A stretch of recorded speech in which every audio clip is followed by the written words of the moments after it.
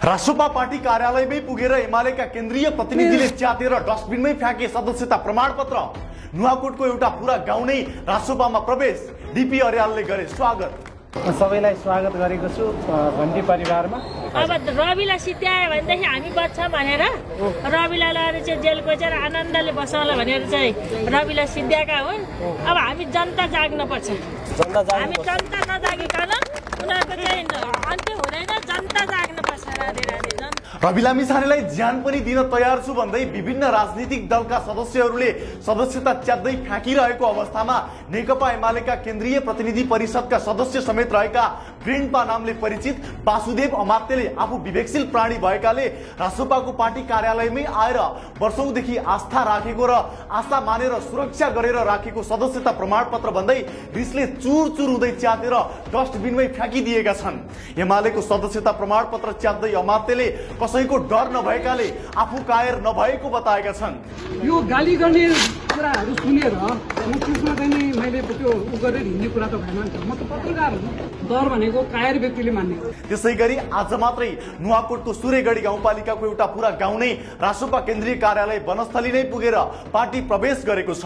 उनीहरूलाई पार्टीका कार्यवाहक सभापति डीपी अर्यालले औपचारिक स्वागत गरे।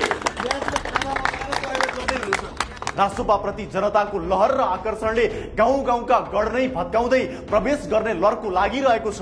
नुवाकोटबाट 2 महिने दुधे बालक नै काखमा च्यापेर पार्टीमा प्रवेश गरेकी एक आमाको दृश्य निकै कारुणिक थियो।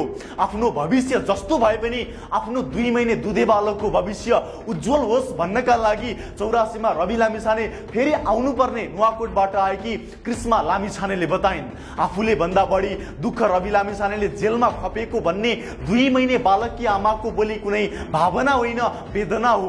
हामीलाई भन्दा धेरै नै दुःख भोग्नु भएको छ नि। आफू निर्दोष भए पनि आफूले धेरै नै दुःख भोगेर के प्रमाण जुटाएर यो दोषी नै हो भनेर ठहराउन सक्नु पर्यो, होइन भने कि कुनै प्रमाण नबिना नै दोषी भइरहनु भएको छ नि त।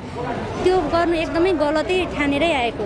आफू नसक्ने हुँदा आजसम्म नआएको तर अब सक्ने भइसकेपछि अति अत्याचार र अन्यायका विरुद्ध लड्नु पर्छ र रवि लामिछानेलाई समर्थन हुन्छ कि भन्ने आश बोकेर आएको उनले बताइन्। अति नै भयो, एउटा निर्दोष मान्छेलाई दोषी ठहराएर यस्तो सजाय दिनु भनेको एउटा उनै लाग्यो। अति गर्नुभयो, त्यही भएर अलिकति न्याय हुन्छ कि केही सपोर्ट हुन्छ। हामी जस्तो युवाहरू यो पार्टीमा लागिसकेपछि अब 84 मा त जसरी नै रवि दाइ नै आउनुपर्ने हुन्छ। त्यही भएर नै अलि नेताहरूकै कारण देशमा निर्दोषलाई दोषी बनाउने षड्यन्त्र रचेर दोषीलाई उन्मुक्ति दिने र राम्रो कानुन नभएरै रविमाथि समस्या